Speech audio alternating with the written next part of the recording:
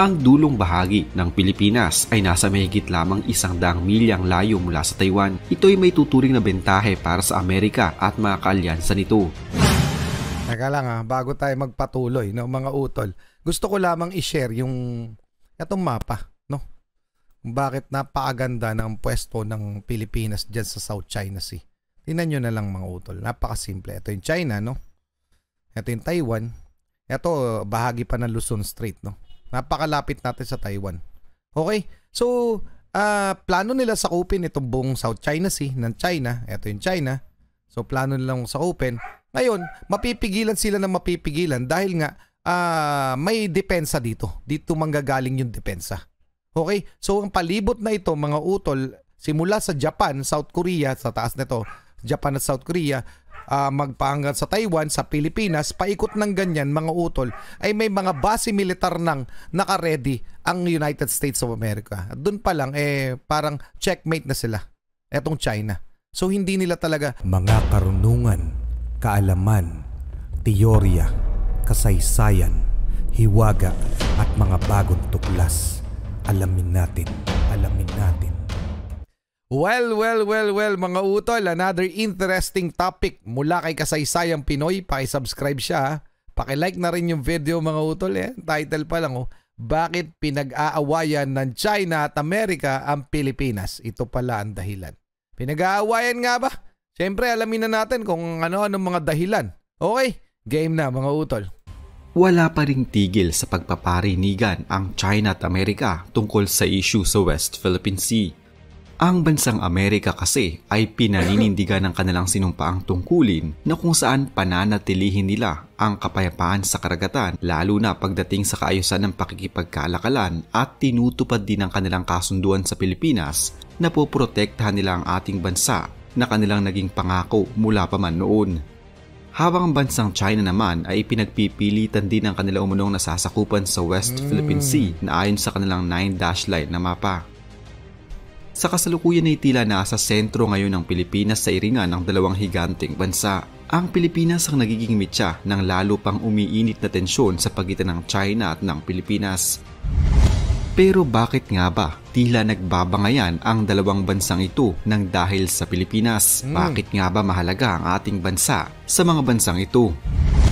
Bagamat ang ating bansa ay may kaliitan lamang kung ikukumpara sa China, may mga lumabas na balita na ang Pilipinas ang pinakamagiging matinding kaaway ng China kung sakaling mangyari na ang mga hindi dapat na mangyari. Ang Amerika at Pilipinas ay tila pinaglaruan ng China sa South Pacific na tila labis na ikinagagalit ngayon ni Xi Jinping, ang pangulo ng bansang China. Ang Pilipinas ay may tuturing na isa sa pinakamahalagang bansa sa Southeast Asia. Ito ay dahil na rin sa lokasyon nito. Daanan kasi tayo ng mga barkong nagdadala ng mga produkto, kaya naman malaki ang magiging impact natin sa buong mundo kung sakaling magkaroon ng kaguluhan. At ito ang pinakakinatatakutan ni Xi Jinping at ng kanyang gobyerno. Lalo na at ang malaking parte ng kanilang mga inilalabas na produkto ay idinaraan sa karagatan at ang mas malala pa, ang 60% ng kanilang langis ay ini-import din ng China mula sa Middle East na dumaraan din sa karagatan. Ito din ang malaking dahilan kung bakit pinagsusumikapan ng China na mas palakasin pa ang kanilang hukbong pangdagat. Sa ngayon ay may mga nagsasabi na ang China ang may pinakamalaking puwersa pagdating sa hukbong pangdagat o Navy. Pero kung pakakasuriin, hindi pa din pala sila aabot sa lakas at puwersa ng US Navy. Sa mga missiles pa lamang para sa anti-ship, surface attack at air defense, nasa 50% ang hamak na mas marami nito ang Amerika kumpara sa China. Pinipilit ng China na pantayan o higitan ng Amerika, kaya naman naglabas sila ng kanilang pinakamodernong klase ng destroyer. Ang 055 destroyer na siyang pinakamoderno pala sa buong mundo. Pero teka lang mga utol, kahit na anong gawin nila, no? Sa pag pinag-usapan ang weaponry, yung advanced weaponry, technology at yung lakas ng bansa, wala talaga silang panama sa United States of America. Maari sa bilang ng personnel, so pinakamarami ng military personnel ang China at reservist. Pero mga utol, kung usaping digmaan, talagang seasoned veteran matatawag ang Amerika. Mga utol, kita nyo naman mag-deploy sa iba't ibang panig ng mundo ng kanilang mga puwersa. Okay? Yung training ng mga tao nila, ng kanilang kasundaluhan, bukod pa sa sobrang advanced talaga ng kanilang weaponry. Doon pa lang kawawa na itong China kung magto-to one-on-one sila ng Amerika. Well anyway, yung sinasabi na yung Pilipinas ang nagiging mitya ng lalong iigting ang kanilang iringan, matagal nang maigting yan dahil doon pa lang sa Taiwan. No? So sa Taiwan. And let alone kasi yung plano ng China na sakupin ng South China Sea, mga utol. Kasi yung South China Sea nga, ayon sa mga eksperto, ay dinadaanan ng mga barkong pangkomersyo. So sa madalit sabi, yung mga produktong import and export sa buong bahagi ng mundo ay 30% more or less dumadaan dyan sa South China Sea. Kung sakaling masasakop ng China itong South China Sea, makokontrol nila yon. Bukod pa doon sa mga energy o yung sa mga deposito ng natural gas and oil na nakapalibot dyan sa South China Sea. So, ang laking bagay nun para lalong lumakas ang China. So, hindi yun mapapayagan ng United States of America. So, anong masasabi nyo, mga utol? Pa-comment na lang, ituloy na muna natin. Mamaya magbibigay pa tayo ng karagdagang insights natin tungkol dito. Pero magbigay din kayo ng kanyang opinion. Tuloy na natin. Kaya naman nagmamadali na din ang Amerika na tapatan at bumuo ng mas moderno pa sa kung anong meron ng China. Kasalukuyan ding pinapaganda ng China ang aircraft carrier nila.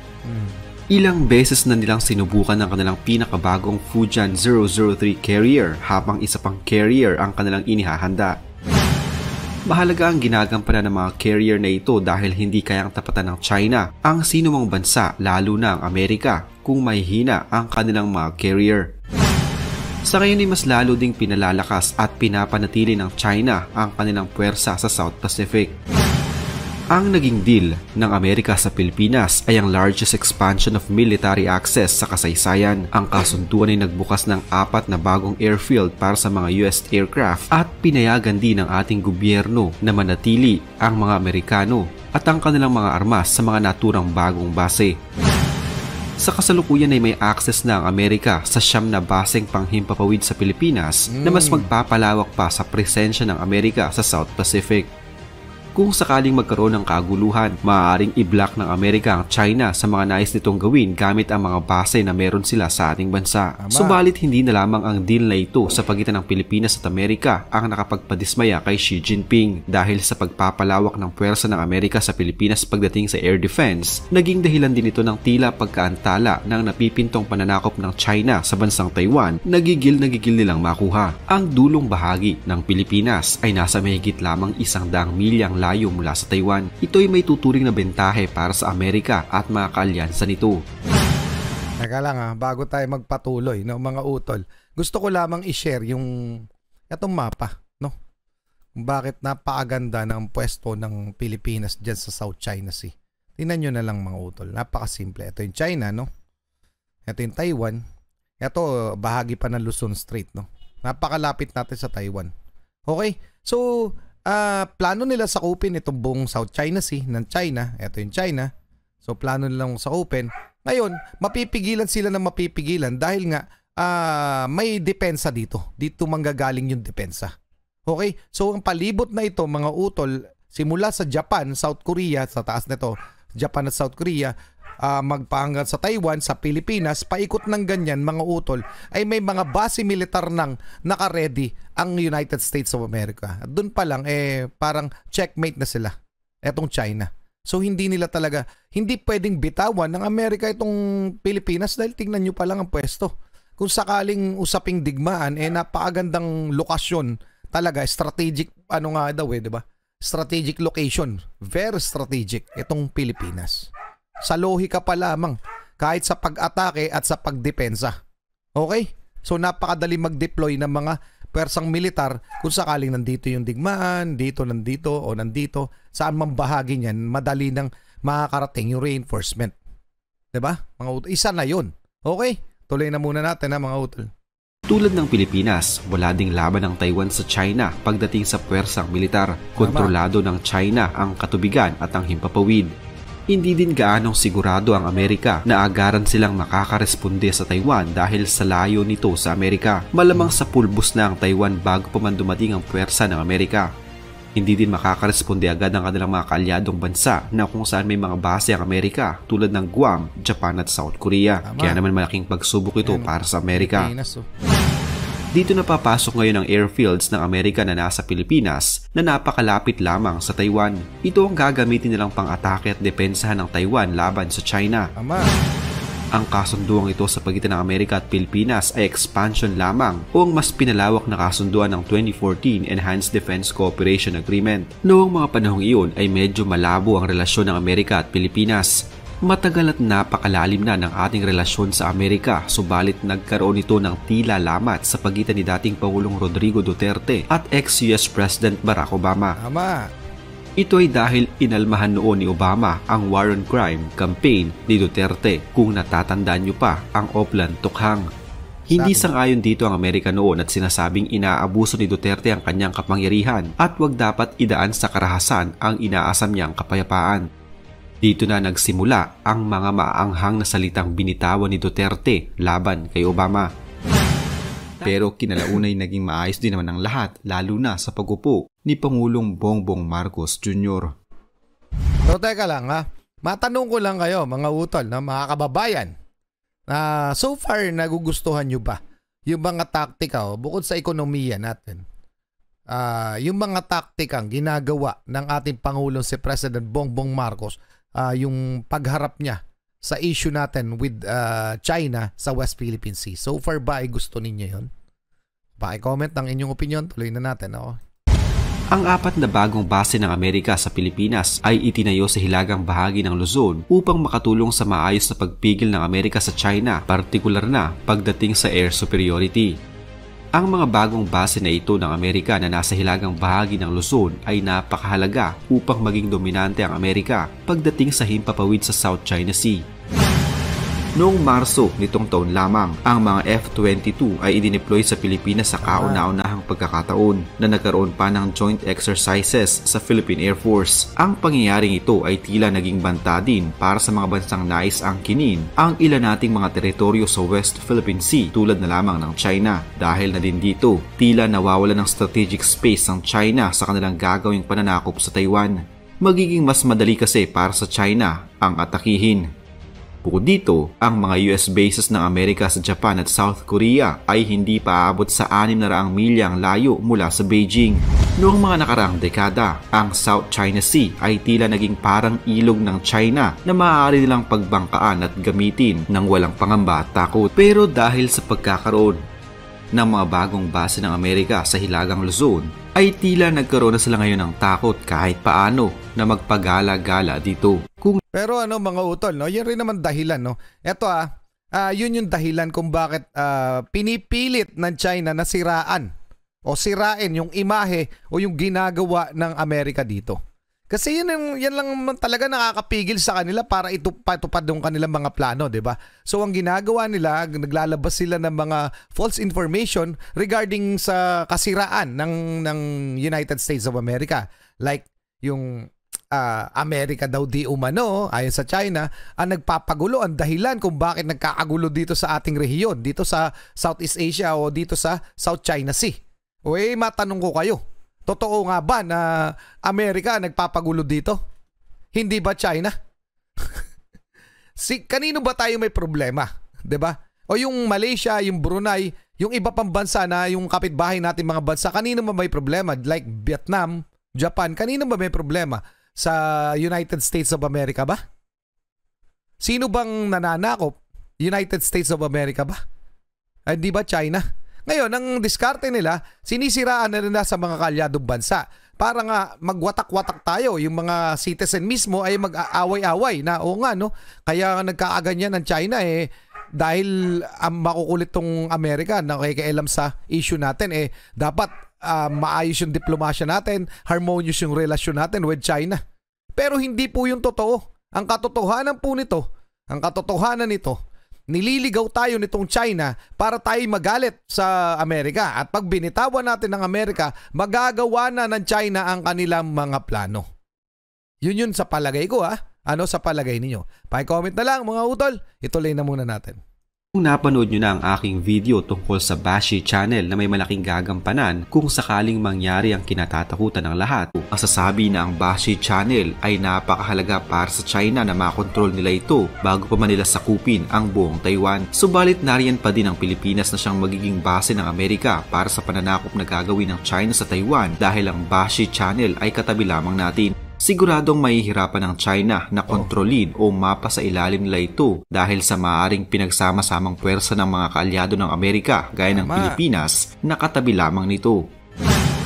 Ang Pilipinas at ang Bashi Channel ay mahalaga para sa Amerika at China upang makontrol ang maituturing na main door mula sa Pacific Ocean patungong South China Sea. Mahalaga itong makontrol ng China upang masiguro nila ang kanilang strategic space na tinatawag at maritime border security. Exactly. Ang pintuan na ito ay hindi na lamang mahalaga para sa strategic projection ng China, kundi magsisilbi din itong daanan o tubo ng mga datos at impormasyon sa ilalim ng karagatan. Sa katunayan, nasa 97% ng mga datos ang dumadaan sa submarine cable network sa Bashi Channel na nagsisilbing pintuan ng pagpapalitan ng mga datos sa pagitan ng Asia at ng North America. Ang underwater cable network na ito ay siyang daanan ng napakaraming mga impormasyon tulad ng mga litrato, files at mga military secrets. Sa lumalaking tensyon sa pagitan ng China at US, may mga bagong cables ang inilalatag sa ilalim ng karagatan. Hindi may kakaila na ang dalawang mga bansang ito ay may ipinagmamalaking lakas pagdating sa ekonomiya, puwersang militar at impluwensya sa pandaigdigang politika. Subalit dahil sa nangyayaring kaguluhan, tila ayaw ng dalawang ito ang malagay sa ilalim at parehong nais na umibabaw. Ang Amerika kasi para sa China ay malaking tinik na siyang haharang sa lahat ng kanilang plano at isa na nga sa kanilang plano ay ang sakupin ng halos kabuuan ng South China Sea na kung saan ang ilan sa mga parte nito ay pag-aari din ng ibang mga bansa gaya na lamang ng Pilipinas. Ayan mga utol, yan yung mga dahilan kung bakit hindi rin makakapayag ang Amerika na makontrol ang tuluyang masakop ng China itong kabuuan, halos kabuuan ng South China Sea. So dahil napakalaking bagay niyan kasi ang labanan nila ay global domination. Okay? So yun yung pakay ng China. Papayagan ba yun ng United States of America? Kaya ganun na nga lang yung fear ng ating mga kababayan, partikular nung iba nating mga mambabatas at iba nating senador, na baka daw kasi gamitin ng Amerika ang na battleground, maging battleground itong Pilipinas, pero hindi po yun na nangyayari. Ang totoong nangyayari dito, inaagaw nila yung ng China yung teritoryo natin, dahil may mas malaki silang plano. Ngayon, gustuhin man natin o hindi, ay damay po tayo.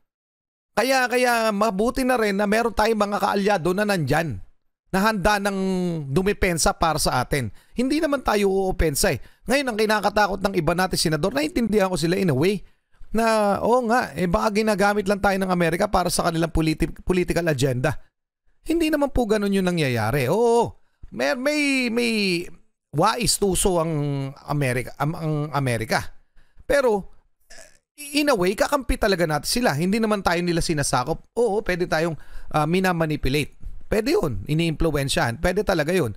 Pero ano ba? Mas gusto nyo bang kumampi dito sa tuluyang harap-harapan tayong winawalangya dito sa China kaysa dito sa Amerika? Doon na lang eh. Dito na lang ako sa lesser evil sa Amerika.